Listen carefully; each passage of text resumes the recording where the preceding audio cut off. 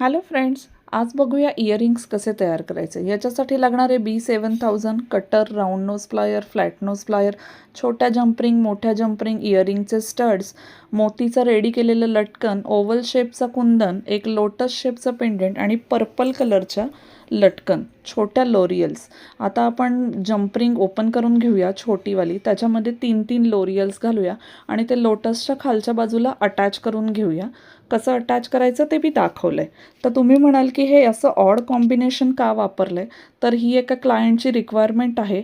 हे ड्रेसचं कॉम्बिनेशन त्यांनी मला पाठवून दिलं होतं, त्याच्याप्रमाणे मी हे बनवते.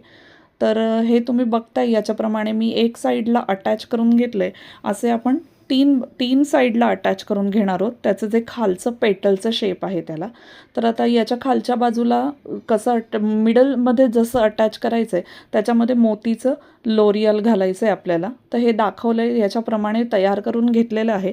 याच्यासाठी तुम्ही माझे पाठीमागचे ट्युटोरियल्स बघू शकता, ज्याच्यात मी हेडपिनचं यूज करून मोतीची लोरियल कशी बनवायची ते सुद्धा दाखवलेलं आहे.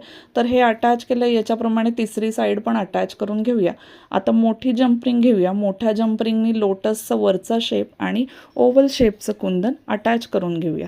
हे अटॅच झाल्यानंतर आपला हाफ इयरिंग कंप्लीट झालेला आहे. तुम्ही बघू शकता, त्याच्याप्रमाणे अटॅचमेंट झालेली तुम्हाला दिसेल. आता ही अटॅचमेंट झाल्यानंतर आपण B7000च्या ग्ल्यूनी इयरिंगचा स्टड चिकटवून घेणार आहोत. इयरिंगचं स्टड चिकटवण्यासाठी किंवा मेटल चिकटवण्यासाठी B7000चा ग्लू यूज होतो. तर तुम्हाला कसा वाटला माझा हा व्हिडिओ मला नक्की